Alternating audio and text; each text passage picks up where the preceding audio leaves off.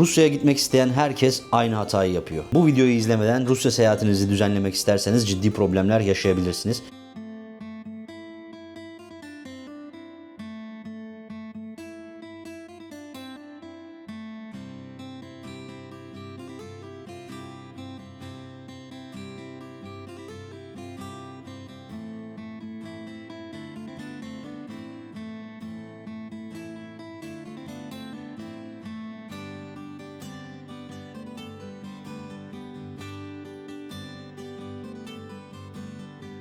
En önemli bölümlerden bir tanesine geldik. Para bozdurma ve döviz işlemleri.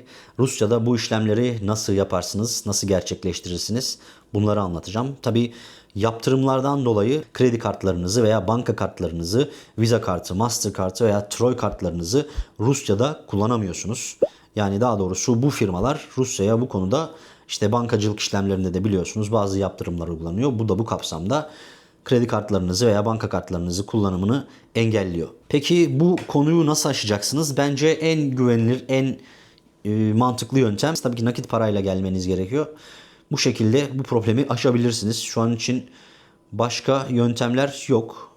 Yine banka kartları burada çıkartabilirsiniz. Kendi banka kartınız olabilir. Ama buraya da yine üzerinizde getirmiş olduğunuz nakit paranızı bozdurarak, ruble yaparak bu hesabınıza yatırmanız gerekir. Bu şekilde kullanabilirsiniz. Yani neden banka kartı çıkartalım madem nakit getiriyoruz derseniz bunlar şu açıdan önemli olabilir. Mesela her zaman sürekli nakit paranızı her ne kadar güvenli olsa da her yerde çıkartmak zorunda kalmazsınız. İkincisi Rusya'da birçok şey yani otobüs bileti, tren bileti ya da işte daha günlük yaşam içerisinde birçok şey kredi kartıyla hallediliyor ya da banka kartıyla halledilebiliyor. Dolayısıyla bunların hepsini bu şekilde kolaylıkla halledebilirsiniz. Ya da bu banka kartları size Rusya'ya geldiniz, uzun süre kalacaksınız. 1 ay, 2 ay ya da 6 ay bu zaman dilimi içerisinde Rusya'daki sitelerden online biletler almanızı, uçak bileti almanızı veya tren bileti almanızı, otobüs bileti almanızı kolaylaştırabilir. Bu yüzden banka kartı çıkarabilirsiniz. Banka kartlarınızı nasıl çıkartacaksınız? Gelir gelmez havalimanlarında özellikle bankalar var. T-Bank var. Bu T-Bank'tan gidip hemen pasaportunuzla şey alabiliyorsunuz. Turistik bir banka kartı var. Bunu alabiliyorsunuz. Tabi isimsiz alırsanız hemen orada size veriyorlar. Eğer ismim de yazsın isterseniz bu da 1-2 günü buluyor. Yani buna hiç gerek yok bence. Zaten özellikle kısa bir süre için, tatil için geldiyseniz hemen kartınızı alın ve kullanmaya başlayın. Söylediğim gibi paranızı da buraya değiştirdikten sonra yatırabilirsiniz. Eğer döviz bürolarından değiştirecekseniz az bir miktarda değiştirin havalimanlarında. Ama eğer bankayı açık bulduysanız ve bankadan zaten işlemlerinizi yaptırdıysanız bankadan yine dövizle değiştirebilirsiniz. Bu şekilde dövizinizi hemen değiştirip banka hesabınıza yatırabilirsiniz. Böylelikle kartınızı her yerde kullanabilirsiniz. Kart çıkartma işlemleri için diğer bir seçenek ise U-Money. U-Money Yandex'in bir yan kuruluşuydu. Fakat Siberbank tarafından alındı diye biliyorum. Gelmeden evvel bir U-Money hesabı açarak bir sanal kart çıkartabilirsiniz buradan. Ancak Türkiye'den yine Visa kart veya Master kartlarla buraya bir yükleme yapamıyorsunuz. Haliyle Rusya'ya ulaştığınızda varmış olduğunuz şehirde bir Siberbank şubesi havalimanında ya da havalimanından çıktıktan sonra şehir merkezinde bularak oraya giderek o çıkartmış olduğunuz sanal kartın hemen orijinalini yani fiziksel olan kartını da alabilirsiniz. Bu da yine ücretsiz diye biliyorum. Gidiyorsunuz sadece pasaportunuzu veriyorsunuz. Bu sanal kartı size fiziksel kart yapıyorlar. Sadece üstünde isminiz olmuyor. Alabiliyorsunuz ve bunu da yine herhangi bir Siberbank ATM'sinden ya da bankasından buraya para yatırabiliyorsunuz. İşte yine az önce söylemiş olduğum şekilde bozdurmuş olduğunuz dövizinizi buraya yatırabilirsiniz. Yine şunu da hatırlatayım. Dövizlerinizi de zaten söyledim. Bankada bozdurabiliyorsunuz. Genel anlamda Rusya'nın her yeri için bu şekilde bankalarda bozdurabiliyorsunuz. Ve bu döviz kurları tabii bankanın kendi belirlediği kur oluyor. Ama çok böyle fahiş bir fark değil. Yine çok büyük zarar etmeden yine dövizlerinizi de bozdurabilirsiniz. Ama mesela başka şehirler, örneğin Kafkasya'da olan şehirler ya da Rusya'nın yine içlerinde başka ufak şehirlerde bazen böyle sokaklarda falan da bozdurduklarını da gördüm. Ama ben hiç bozdurmadım. Size de tavsiye etmem. Bankalara gidin. Yani 3-5 çok fazla fiyat farkına bakmadan bankalardan bozdurun derim. Turistler için olan bu kartları aldığınızda doğal olarak sizin için bir bankada hesap da açtırmış oluyorsunuz. Bankaya oraya para yatırabilirsiniz. Para çekebilirsiniz. İşte Rusya'daki seyahatlerinizde Mir ödeme sistemi var. Mir kartı kullanabilirsiniz. Bu kartların hepsi zaten Mir kartı olacak. Bunları kullanabilirsiniz. Sizler için bu konuda söyleyebileceğim şeyler bu kadar. Bu bölümde sizlere Rusya'da tren bileti, otobüs bileti nasıl alınır bunları anlatacağım. Yani Türkiye'deki kartlarınızla, Visa kartla, Mastercard'la nasıl yine otellerde olduğu gibi burada direkt alışveriş yapabilirsiniz. Hiç kimseden bir yardım istemeden ya da kimseye muhtaç olmadan. Tabi bu arada Rusya'da tur yapan arkadaşlar da bu söylediklerime biraz kızacaklar ama aslında Rusya'da her şeyi siz Türkiye'den, evinizden hiç uğraşmadan kredi kartınızla ödeyerek gerçekleştirebilirsiniz. Bunları da yapabilirsiniz. Ben bunu da söylemiş olayım size ama tabii tercih sizin. Turlarla da gidin yine arkadaşlar. Turlar da iyidir tabii, orada rehberler de olduğu için birçok şeyi onlardan da dinleyebilirsiniz. Ama şunu da unutmayın, her zaman için kendiniz seyahat ettiğinizde haliyle daha ucuza geliyor bu seyahatler, biliyorsunuz. Şimdi tren biletlerinizi almak isterseniz Rusya'da alabileceğiniz, yani benim size tavsiye edebileceğim 2 veya 3 tane site ismi söyleyeceğim size. Bunlardan hadi 4'e çıkartalım. 4 tane site ismi söyleyeceğim. Bunlardan yapabilirsiniz. Bu 4 siteden 2 tanesiyle Rusça kartınız olması gerekiyor. Yani yine Mir kart, Mir ödeme sisteminin olduğu kartların olması gerekiyor. Bunlarla alabilirsiniz. Otobüs biletleri için de aynısı geçerli. Diğer 2 tanesi ise Visa kart ve Mastercard'la alışveriş yapabileceğiniz siteler. İlk olarak sizin Türkiye'den de alışveriş yapabileceğiniz siteleri söyleyeyim. Birincisi russiantrain.com, ikincisi de railrussia.com. Bu sitelere giderek isterseniz kredi kartınızı kullanarak Rusya içerisinde tren biletlerinizi alabilirsiniz. Diğer 2 site ise Mir kartın, yani Rus kartınızın olması gereken siteler. Bunlarsa Yandex Travel. Buradan da yine tren biletlerini, otobüs biletlerini görebilirsiniz ve satın alabilirsiniz. Ama söylediğim gibi Rusya'da kartınız olması gerekir ya da Rusya'da kartı olan bir tanıdığınız olması gerekir. Bu şekilde buradan da rezervasyon yapabilirsiniz. Diğeri ise tutu.ru, aslında Rusya'nın tren bileti ve daha birçok, yani Rusya'da her şeyi yapabileceğiniz, otobüs, uçak, ev, her şeyin rezervasyonu yapabileceğiniz en ünlü site diyebiliriz. Bu siteden de yine rezervasyonlar yaptırabilirsiniz. Tren biletlerini görebilirsiniz. Ancak ödemesini yine Visa kart ve Mastercard'la yapamazsınız. Rusya'ya ait bir kredi kartı ya da banka kartıyla ödemeyi gerçekleştirebilirsiniz. Trenle ilgili de söylenebilecekler ve durum bu. Tutu.ru'dan otobüs biletinizin de rezervasyonunu yapabilir, satın alabilirsiniz. Tutu.ru'nun da işbirliği linkini aşağıda sizinle paylaşacağım. Hatırladığım kadarıyla Tutu.ru'da ayrıca İngilizce arayüzü de yok. Yani İngilizce dil seçeneği yok. Tamamıyla Rusça site. Rusça olarak, ya da ben tabii hep Rusya'dan girdiğim için de öyle açılıyor olabilir. Girip bakmanız lazım ya da Rusça bilmeniz lazım. Sevgili arkadaşlar, geldik en çok merak ettiğiniz ve en çok sorulan bölüme. İnternet kullanımı, e-sim almak ya da sim kartı almak nasıl oluyor? Ve tabi buna ek olarak burada VPN kullanmanız gerekiyor. VPN ile ilgili bilgileri paylaşıyor olacağım ya da hangi VPN'lerin olduğunu söylemeyeceğim. Çünkü bunları anlatmak Rusça'da yasak kanunen. Dolayısıyla onu işte bana yine özel olarak yazarsanız Telegram'dan, oradan sizlerle paylaşıyor olabilirim.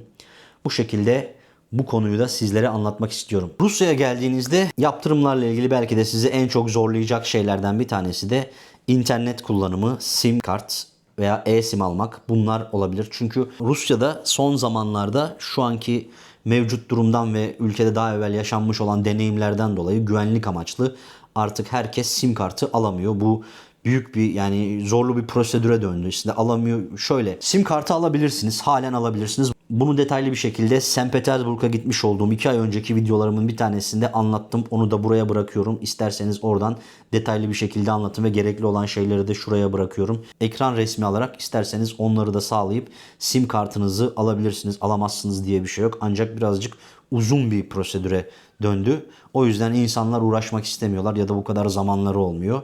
O yüzden sim kart almayı burada oradan izleyin ya da zaten bu video için yok sayarak anlatacağım. Sim kart alamadığınız için en uygun, mantıklı çözüm şu anda e-sim olarak görünüyor. Şu an Rusya'da çalışan e-simler var. Fakat ilk geldiğinizde 24 saat internetiniz olmuyor. İnternetiniz olmayacak. Ben burada tabii kendi Türk hattımı da kullanıyorum. Bazen açıyorum. Açtığımda bana şöyle bir mesaj geliyor. Hatta onun da yine ekran kaydını yine ekrana koyarım. Oradan da görebilirsiniz. Durdurup bakın. Bir mesaj geliyor size telefonunuza, yani Türk hattınıza bir mesaj geliyor. O mesajda diyor ki ilk 24 saat internetsiz kalmamak için bu linki tıklayın ve ulaşacağınız sayfada, işte zaten bu sayfaya ulaşıyorsunuz.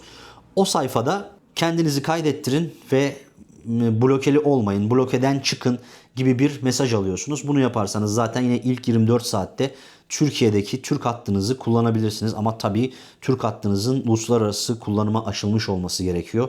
Ya da yine işte Rusya'yı da kapsayan ve yurt dışı internet paketinizin olması gerekiyor. Bu şekilde bunu alırsanız Rusya'da gelir gelmez de internet kullanabilirsiniz. Fakat bunları ben kullanmayayım, bu da olmazsa derseniz de ikinci yöntem eSIM almak. Benim bu konuyla ilgili buraya gelenlerden ya da işte bu az evvel bahsetmiş olduğum gruplardan, Telegram gruplarından öğrenmiş olduğum, yani arkadaşlarıma sorduğum, bilgilerini aldığım güncel gerçek bilgileriyle 4 tane SIM kartı, eSIM kartı şirketi öne çıktı. Bunları kullanabilirsiniz. Yani bunların 2 tanesi bilhassa benim kullandığım ve gerçek bilgisini aldığım şirketler. Bir tanesi eSIM.io. eSIM.io Rusya'da çalışıyor. İlk 24 saat çalışmadığını duydum.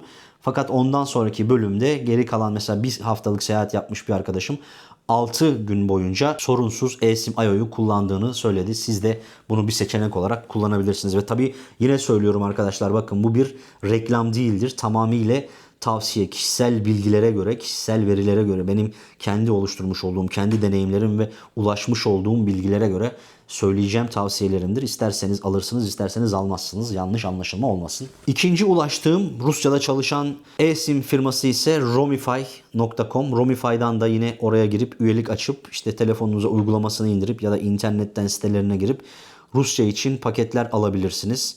Ve onun da yine bütün bu söylediğim hepsinin linklerini aşağıya koyacağım. Yine açıklamalara koyacağım. Ve oradan internet alıp hemen gelir gelmez kullanabilirsiniz. Tabi bazıları 24 saat kuralının olduğunu, eSIM içinde olduğunu söylüyorlar. Fakat hiç sorunsuz çalıştığını söyleyenler de oluyor.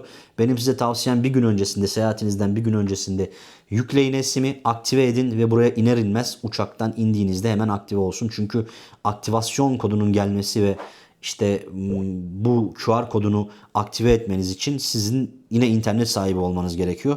Haliyle otelinize kadar gidip Wi-Fi'ye girene kadar bunu beklemeniz gerekebilir. O yüzden Türkiye'den bir gün öncesinde aktive ederseniz herhalde buraya geldiğinizde rahatlıkla kullanırsınız diye düşünüyorum. Diğer ikisi de arkadaşlar, bir tanesi olafly.com. Olafly.com'da Rusya'da bir servis sağladığını söylüyor. Yani ben hiç denemedim ama Rusya'da çalıştığını iddia ediyor. Bunlar aslında bir işbirliği ortaklığı için bana da ulaştılar. Yani oradan yetkili birileriyle de konuştum. Rusya'da çalıştığını söylüyorlar.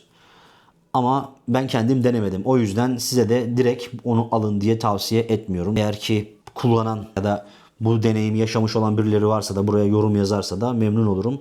Onlarla ilgili durumda söylediğim bu şekilde. Yine DreamSIM diye bir şirket var. Bu da yine Rusya'da çalıştığını söyleyen, Rusya'da sorunsuz internet sağladığını söyleyen firmalardan bir tanesi. Bunları da kullanabilirsiniz. 24 saat kuralını aşmak için de yine bunları da bir gün öncesinden yükleyin ve bu şekilde geldiğinizde gelir gelmez hemen internetiniz olsun ve kullanmaya başlayın. Mesela şunu da hatırlatayım bir ek bilgi olarak. Wi-Fi hatlarını biliyorsunuz her yerde kullanabilirsiniz. Yani birçok otellerde, restoranlarda, kafelerde biliyorsunuz. Çoğusu bunların herhangi bir kod almadan size sağlayabiliyorlar. Ama bazı yerlerde yine bu Wi-Fi hatlarını kullanmak için, Wi-Fi ağlarına bağlanmak için sizin bir Rus numaranız olması gerekiyor. O yüzden eğer bunları da aşmak isterseniz bir SIM kartı almanız şart oluyor. SIM kartınızda çünkü Rus numarasına bir mesaj geliyor. O mesajla işte internet bağlantınızı sağlıyorsunuz ama bu %100 hepsinde bu şekilde değil. Yani bazı yerlerde bu olabiliyor. Bunu da bilgi olarak bilin. Genel anlamıyla internet kullanımı da bu şekilde. Şunu fark ettim ben. Yani Instagram'dan dedim ya, bana sorular yollayın. Ben de size bu konuyu detaylı bir şekilde anlatayım diye sordum. İnsanların en çok sorduğu konu bu oldu. İnternet ve sim kartı ya da eSIM nasıl kullanılırız, bunları sordular. Ama bunlar olması halinde bile internetiniz olmayabilir. Çünkü mesela benim şu an buranın kartım var. İnternetim olması gerekiyor ama sokağa çıktığınızda güvenlikten dolayı, yani bir drone saldırısı falan olacağı zaman hemen bu GPS servislerini kapatıyorlar. Haliyle internetiniz dahi olsa, e-siminiz de olsa, buranın sim kartı da olsa internet kısıtlanabilir, kullanamayabilirsiniz. Yani bütün gün boyu olabilir bu. O yüzden bunu da çok dert etmeyin. Aslında geldiğinizde zaten alışıyorsunuz da bu duruma ve keyfini sürmeye çalışın. İnternetinizin sadece akşamları olması da çok kötü bir şey değil. Bu zaman zaman özellikle gezerken benim çok yaşadığım bir durum. O yüzden hatta Instagram'la ilgili hikayeleri biriktirip akşam paylaşabiliyorum. Belki fark etmiş olanlarınız da vardır. Durum böyle. Bunu da bilin. Videonun sonuna gelirken artık bilgi olarak şunları da söyleyeyim. Burada sosyal medyaya girmek için, hatta birçok uygulamayı kullanmak için VPN'iniz olması gerekiyor. Yani birçok VPN markası Rusya'da sınırlı. Bazı VPN'ler kullanılabiliyor ama ben söylediğim gibi bunların isimlerini şu an söylemeyeceğim. Çünkü Rusya'da onların isimlerini söylemek ya da birilerine tavsiye etmek yasak. O yüzden söylemiyorum. Bana işte ulaşırsanız özelden bu isimleri sizlerle paylaşabilirim. Bu var ya da yine harita servislerinin kullanırsanız eğer, mesela Yandex'in haritalarını kullanın. Bunlar genelde daha doğru çalışıyor ama Google'da burada çalışmıyor diye bir şey yok. Birçok gelenden duydum Google çalışmıyor diyorlar da Google çalışıyor, fakat işin aslını söylemek gerekirse bu GPS servisleri bazen sinyal kırıcılarla kırıldığı için ya da işte yerler şaşırtıldığı için sizi tam doğru yerinizde göstermiyor. Yani mesela siz atıyorum Kremlin'desiniz. Kremlin'in yanında taksi çağıracaksınız. Fakat harita sizi işte nehrin içinde bir yerde 5-6 kilometre uzakta gösterebiliyor. Böyle şeyler olabiliyor. Bunu hiçbir şekilde aşamazsınız. Eğer offline harita indirirseniz de, yani çevrim dışı harita indirseniz bile yine sizi farklı yerlerde gösterecek. Yani kendi konumunuzda göstermeyecek ama bu da her zaman olan bir olay değil. İşte o anki güvenlik durumuna göre, kısıtlamalara göre böyle şeyler olabilir. Bunların hepsine hazırlıklı gelin. Bunların hepsini bilerek gelin. Rusya şu anda böyle bir yer. Sanıyorum ki birçok konuya derinlemesine değindim. Eğer benim unuttuğum ya da aklıma gelmeyen bir şeyler olduysa lütfen onları da siz işte yorumlarda, yine Telegram'da, Instagram'da bana sorun. Sorularınızı elimden geldiğince yanıtlamaya çalışacağım. Ve tabii ki her zaman için aslında yanıtlamaya çalışıyorum ama bazen işte yavaş yavaş büyüdükçe de işin aslında söylemek gerekirse bu sorular çok fazla hale geliyor. O yüzden aranızda cevaplamadıklarım ya da dönemediklerim olursa da kusura bakmasın lütfen. Bu tarz videolarla, işte içeriklerle sizlerin tüm sorularını yanıtlamaya, cevaplamaya çalışıyorum. Lütfen beğenmeyi, yorum yapmayı, kanala abone olmayı unutmayın. Tabii ki hype puanı vermeyi de unutmayın. Yakında katıl üyeliklerini de aktif edeceğim arkadaşlar. Oradan da üye olarak yine bana destek olabilirsiniz. Ve tabii ki daha birçok şekilde destek olabilirsiniz. İnanın sadece sizin desteklerinizle, izlemelerinizle bu kanal ilerliyor, büyüyor. Eğer değer vermezseniz, izlemezseniz maalesef bu seyahatleri yapmak belli bir yerden sonra imkansız hale gelir. Lütfen o sebeple desteklerinizi esirgemeyin. Sizlerden gelen soruların bir kısmı hemen burada cevaplamak istiyorum. Gerçekten çok güzel sorular sordunuz. Onu da ayrıca söylemem gerekiyor. Özellikle klasik seyahat konseptinin dışına çıkarak mesela Moskova veya St. Petersburg dışında gezilebilecek yerler ya da buralara yakın gezilip görülecek yerler nereler diye bir soru geldi. Ben şahsen çok beğendim. O yüzden bu soruyu da size yanıtlamak istiyorum. Şimdi benim mesela Rusya'da gördüğüm en güzel yerlerden bir tanesi. Yani daha doğrusu Moskova ve St. Petersburg dışında bir yeri gezmek isterseniz bence Kafkasya'dan başlayın. Özellikle Karaçay-Çerkesya, Kabardina-Balkarya, buralar inanılmaz güzellikte yerler. Ben zaten benim Karaçay-Çerkesya'da ve yine Kabardina-Balkarya'da videolarım da var. Tabii Balkarya'yı tam olarak böyle çok fazla gezmedim ama Nalçik'te videom var. Onun dışında Karaçay'da, Dombay, Teber'de buraları kesin görmeniz gerektiğini düşünüyorum. Bununla birlikte Moskova'ya yakın yerleri, yani Moskova'ya geldiniz diyelim ki başka yerlerde görmek istiyorsunuz. Nereleri görebilirsiniz? Bunları söyleyeyim. Bence Vladimir'le başlayabilirsiniz. Moskova'ya 1 saat uzaklıkta. Hatta bu Vladimir, Suzdal ve birkaç şehri daha içeren Altın Halka turu var. Bunu yapabilirsiniz ama tabii bunu yapmak için yine ekstra bir hafta, işte 5 güne, 6 güne ihtiyacınız olabilir. Bunu bilin ama oraya yakın bu turu yapmanızı tavsiye ederim eğer Moskova'ya geldiyseniz. St. Petersburg'a geldiyseniz, St. Petersburg zaten kendisi başlı başına, yani Moskova'da öyle şaheser gibi bir şehir. Fakat onun etrafında da görülecek, gezilecek çok güzel yerler var. Bir kere şehrin içerisinde mesela St. Petersburg'a gidenlerin hepsinde şu eksiği görüyorum. Sadece şehir merkezini geziyorlar. Nevski Caddesi'ni geziyorlar. İşte oradaki Ermitaj'ı görüyorlar falan, etrafındaki. O bölgeyi geziyorlar yani. Onun dışında mesela St. Petersburg'un etrafında Kronstadt Adası var. Tarihi, mükemmel. Yani böyle gemiyle gidiyorsun falan. Benim orada videom var, isterseniz onu da izleyin. Muhteşem bir yer. Peterhof Adası, Peterhof Sarayı var. Mesela burayı çoğu insan gidiyor ve St. Petersburg'da ziyaret etmiyor bile. Muhteşem bir saray, muhteşem bir müze, muhteşem bir mimari ve doğa. Yani orayı da mesela kesinlikle görmenizi tavsiye ederim Petersburg'a gittiyseniz. St. Petersburg'da daha böyle maceracı, gezgin ruhuyla gezmek istiyorsanız mesela St. Petersburg'a yine bir saat mesafede Pushkin diye bir köy var. Burayı ziyaret edebilirsiniz. Saskoye Selo, yani Çar Köyü olarak da biliniyor. Gerçekten tarihi güzel bir yer. Burayı ziyaret etmenizi tavsiye ederim. St. Petersburg'un etrafında daha bir sürü aslında şehirler var. Hepsini burada saymak çok yani zor olur.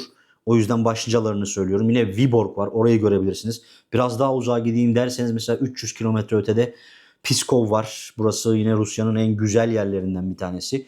Burayı ziyaret edebilirsiniz. Genel olarak bunları tavsiye edebilirim. Rusya'da eğer St. Petersburg ve Moskova gezisinin dışında bazı şeyler yapmak istiyorsanız. Yine şöyle bir soru daha gelmişti. Herkesin bildiği şehirlerden başka senin mutlaka görün dediğin şehir hangisi diye, yani hangileri diye. Bunu söyleyeyim. O da bence Yoshkar-Ola. Çok güzel bir şehir. Ben orayı kendim de görmedim. Görmek istiyorum ve tavsiye ederim görmenizi. Zaten az önce söyledim, Karaçay-Çerkesya'da Teberda ve Dombay köylerini gidin görün. Onun dışında Vladikavkaz çok değişik bir coğrafya. Yani güzel bir coğrafya. Çünkü bir tarafta Masa Dağı var, muhteşem manzarasıyla. Hemen şehrin muhteşem bir caddesi, işte imparatorluk zamanından kalma binalarla süslü ana cadde. Karşı tarafta muhteşem işte dağları görüyorsun falan. Güzel bir şehir. Orayı görmenizi tavsiye ederim. Bununla birlikte zaten bilinmeyen Tver şehri var. Mesela Moskova ile St. Petersburg arasında. Burayı görmenizi tavsiye ederim. Veliki Novgorod var. Burayı görmenizi yine tavsiye ederim. O da St. Petersburg'a gittiyseniz işte orası yine yakın. Belki bu şehir birçok insan tarafından da biliniyordur ama Kaliningrad'ı tabii ki görmenizi yine tavsiye ederim. Çünkü Kaliningrad'da Rusya'nın ana karasından ayrı, Avrupa'nın içerisinde tamamen Avrupa mimarisinin neredeyse hakim olduğu özel değişik bir bölge. Fakat Rusya'nın parçası, yani Rusya Federasyonu'na bağlı olan Kaliningrad Oblastı ve Kaliningrad şehrini görmenizi de tavsiye ederim. Bunun dışında çok sağ olun. Herkes sevgilerini dile getirmiş. Valla ben de sizi seviyorum. Ne yalan söyleyeyim. İyi ki varsınız. Özellikle birçok insan çok destek veriyor bana. Bunu gerçekten canı gönülden söylüyorum. Çok derinden de hissediyorum. Tabii her zaman olduğu gibi işte sevmeyenler, haterlar ya da Rusya'yı sevmeyenler oluyor bana genelde. Onlar olabiliyor, artık yapacak bir şey yok. Onlara da alıştık ama gerçekten hepinizin sevgisi için çok teşekkür ediyorum. Ben de sizlere çok değer veriyorum ve kalpten bir sevgiyi besliyorum.